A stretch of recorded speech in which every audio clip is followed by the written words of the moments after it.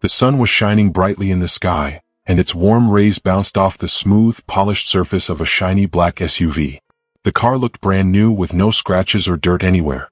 It sat in the parking lot of a small diner, gleaming under the afternoon sun. Inside the diner, Dwayne "The Rock" Johnson sat at a booth near the window. He was calm and relaxed, sipping a hot cup of coffee and reading the newspaper. Everything around him was peaceful, as if the world had paused for a moment of quiet perfection. But sometimes when things seem too calm, trouble is just around the corner. Suddenly, the distant roar of engines broke the silence. The deep, rumbling sound grew louder and louder, shaking the air. A group of bikers, dressed in black leather jackets, sped into the parking lot. Their motorcycles screeched to a stop in a cloud of dust and smoke. These were not friendly riders out for a simple drive. Their eyes were cold, their faces tough, and their expressions full of mischief. The leader of the gang, a tall, mean-looking man with a scar on his cheek, spotted the black SUV. His lips curled into a sneer as he looked at it with disgust. He didn't like fancy cars, and he didn't like the people who drove them. "Look at that shiny ride," he growled to his gang, his voice dripping with anger. "I bet some rich guy owns it. Probably someone who thinks he's better than us. Well, let's show him what happens when you bring a car like that around here." The other bikers nodded and grinned, their eyes filled with excitement. They knew exactly what their leader meant. Without another word, they pulled out chains, crowbars, and metal pipes. Like a pack of hungry wolves, they surrounded the SUV, ready to destroy it. Crash! One of the bikers smashed a window with his crowbar. The glass shattered, scattering across the pavement like tiny diamonds. Another biker dragged his chain across the car's side, leaving deep scratches in the paint. Tires screeched as someone jabbed a knife into them, deflating them instantly. The gang laughed loudly, enjoying the chaos they were creating. But inside the diner, The Rock had heard everything. He slowly put down his coffee cup, his eyes narrowing. He folded his newspaper carefully and placed it on the table, moving with a sense of purpose. Then he stood up. His tall, muscular frame towered over the other diners, who had begun to whisper among themselves, sensing something important was about to happen. The Rock turned toward the door, his steps slow but steady. As he stepped outside, the air around him seemed to change. It felt heavier, thicker, filled with an unspoken tension. The bikers, still laughing, hadn't noticed him yet. But as he walked toward them, one by one, they stopped. Their laughter faded. Their grins disappeared. Something about him made their stomachs tighten with unease. The Rock wasn't angry. He wasn't shouting or waving his fists. He didn't need to. His presence alone was enough to send a chill down their spines. He stood in front of the gang, his massive arms crossed over his chest, his face calm but serious. His deep voice cut through the silence like a blade. "That's my car you're destroying," he said simply. The bikers stiffened. The leader, trying to act tough, stepped forward. He forced a laugh, trying to hide his nervousness. "Oh yeah," he said, tilting his head. "And what are you gonna do about it? There's one of you and a whole lot of us." The Rock didn't move. He didn't even blink. Instead, he spoke in a low, steady voice. "You have two choices," he said. "Walk away now and this ends here. Or stay and face the consequences." The bikers exchanged glances. Some of them shifted uncomfortably. But their leader wasn't ready to back down. He let out a loud laugh, though it sounded a little forced. "You think you can scare us?" he sneered. "You're just one man." The Rock sighed, shaking his head slightly. "Are you sure you want to find out what happens next?" he asked. His voice was calm, but there was something in it. A quiet warning, a promise of what was to come. For a moment, no one moved. The world seemed to pause. Then suddenly the leader let out a growl and charged. "Bad idea." The Rock moved like lightning. He sidestepped the attack easily, grabbing the biker's arm and twisting it. The man yelped as the knife he had pulled out clattered to the ground. In one smooth motion, The Rock spun him around and sent him sprawling onto the pavement. The gang gasped. Their tough leader was on the ground, groaning in pain. But the fight wasn't over. The rest of the bikers, filled with anger, rushed forward. One swung a crowbar at The Rock's head. With incredible speed, The Rock ducked, grabbed the man's wrist, and flipped him over. Another biker tried to hit him with a chain, but The Rock caught it midair and yanked it, sending the man tumbling forward. One by one, The Rock took them down. His punches were precise, his movements like a dance of power and skill. He wasn't just fighting, he was teaching them a lesson they would never forget. The leader, still on the ground, watched in horror as his gang was defeated. His confidence was gone, his tough guy act shattered. He tried to scramble to his feet, but The Rock was already there. He leaned down, looking the leader straight in the eyes. "Big mistake," he said softly, his voice full of quiet intensity. "Not only did you try to destroy my car, but you came at me with a blade. Now tell me, what do you think happens next?" The leader gulped, his face pale. He knew he had lost. Meanwhile, the rest of the gang decided they had seen enough. They rushed to their bikes, revving their engines, desperate to escape. But The Rock wasn't done. With one quick move, he grabbed a loose chain and flicked it forward, wrapping it around a biker's handlebar.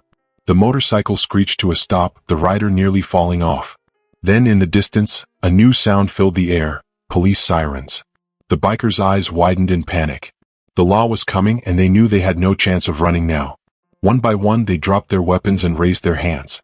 As the cops arrived, they quickly took control of the situation. The Rock stepped back, letting them do their job. The officers nodded at him, grateful for his help. The gang had started the fight, but The Rock had finished it. As the bikers were taken away, The Rock turned back to his SUV. It was damaged, but it could be fixed. He sighed, shaking his head with a small smile. Then, with the same calm he had started with, he walked back into the diner. He picked up his coffee, took a sip, and reached for his newspaper. Outside, the world had returned to peace. Because when trouble comes knocking, The Rock always answers. As The Rock swung through the air like a giant clock's pendulum, the heavy chain spun above his head. With a loud crack, he threw it forward. The metal links shot out, wrapping tightly around the back wheel of the lead biker's motorcycle. The bike flipped into the air before crashing onto the ground with a loud bang. The biker tumbled off, rolling across the pavement as sparks flew from the sliding motorcycle. At that exact moment, sirens filled the air, and police cars rushed in, their flashing red and blue lights lighting up the dark night. The officers jumped out like a pack of hunting dogs, moving quickly to surround the bikers. The gang members tried to escape, but they had nowhere to run. One by one, they were tackled to the ground, handcuffed, and dragged to the waiting police cars. The night, which had been filled with roaring engines and shouting, now became quiet except for the distant wail of sirens and the low hum of idling police cruisers. As the dust settled, a tall police officer stepped forward. He looked around at the chaos, shaking his head. He took off his cap, revealing short hair that was a mix of black and gray. His face was tired, as if he had seen too much trouble in his years on the force. "You're lucky we got here when we did," he said to The Rock with a deep sigh. His eyes moved across the street, taking in the broken bikes, shattered glass, and scattered debris. "Of all the people they could have picked a fight with," he continued, his tone both amused and exasperated, "they had to choose you." The officer let out another long sigh, rubbing his forehead as he glanced at the destruction. "I almost feel sorry for them," he added, shaking his head again. Then he turned to The Rock with a small smirk.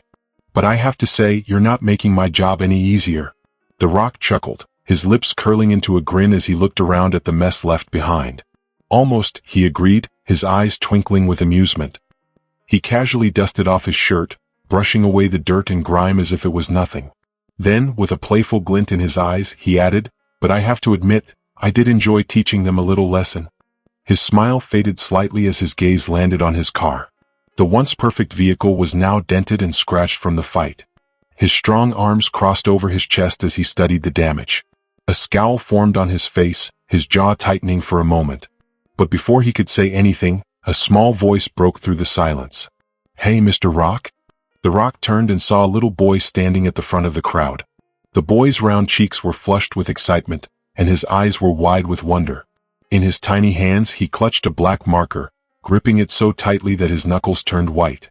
"Mr. Rock," the boy asked in a shy voice, "can I have your autograph?" For a moment, the serious expression on the Rock's face disappeared. His scowl melted away like ice under the summer sun, and a warm smile stretched across his face. He knelt down so he was at eye level with the child and gently took the cap from the boy's hands. "Of course you can," he said in a kind voice. With careful, deliberate strokes, the Rock signed his name across the boy's hat, making sure it was perfect. Then, with a teasing grin, he looked at the boy and said, "But next time, maybe pick someone smarter to admire." The crowd erupted in laughter. Instead of being embarrassed, the little boy puffed out his chest proudly, his face lighting up with joy. "But you're the coolest guy ever," he exclaimed, his high-pitched voice filled with excitement. Later that night, The Rock walked through the police station, his steps strong and confident. His presence was impossible to ignore, and whispers followed him as he passed. He approached the holding cell where the bikers were locked up. They turned to face him, their eyes burning with anger, but they said nothing. The Rock smirked. "Enjoying your accommodations, gentlemen?" he asked, his voice dripping with sarcasm. "I hear the food here is excellent." His tone then became serious. "You see," he said, his deep voice echoing through the cell, "you don't judge people by their car, their skin, or anything else you think makes them different. Because one day you might mess with the wrong person." He looked at them, his gaze sharp. "And trust me, it won't end well for you." The leader of the bikers, his face twisted with anger, glared at The Rock. But no words came. He knew he had lost. The Rock gave a final smirk before turning on his heel and walking away. The cell door clanked shut behind him, the sound echoing through the police station like the closing of a chapter. Outside, The Rock leaned against his damaged SUV, watching as a tow truck arrived. Its bright headlights shone on the battered vehicle, and the rumble of its engine filled the night air. From the shadows, a news reporter stepped forward. She held a microphone in her hand, her face calm and serious. "Mr. Rock," she said in a professional tone, "do you have any comments about what happened tonight?" The Rock's expression was thoughtful as he considered her question. Then he looked around at the wrecked street and the damaged cars. When he finally spoke, his voice was strong and clear. "Yeah," he said. "You can break a car." He paused, letting his words sink in. "But you can't break someone's spirit." His eyes met the reporters as he continued, his voice steady. "We all have to stand up to hate, no matter where it comes from." His words rang through the night like a battle cry, strong and unwavering. The reporter's gaze flickered between The Rock and the ruined street, realizing how powerful his words were. He didn't just stop the trouble, she thought. He turned it into a lesson. That's why they call him The Rock. For a moment, the night was filled with silence, as if even the air itself understood the weight of his words. Then the reporter turned to face the camera. Straightening her shoulders, she spoke in a firm and clear voice. "This is Samantha Carter reporting live. If you enjoyed this story, share your thoughts in the comments below. I'd love to hear what you think. Don't forget to subscribe for more amazing stories filled with adventure, mystery, and excitement. Your support means the world and it helps keep these stories coming. Thanks for watching, and I'll see you in the next video.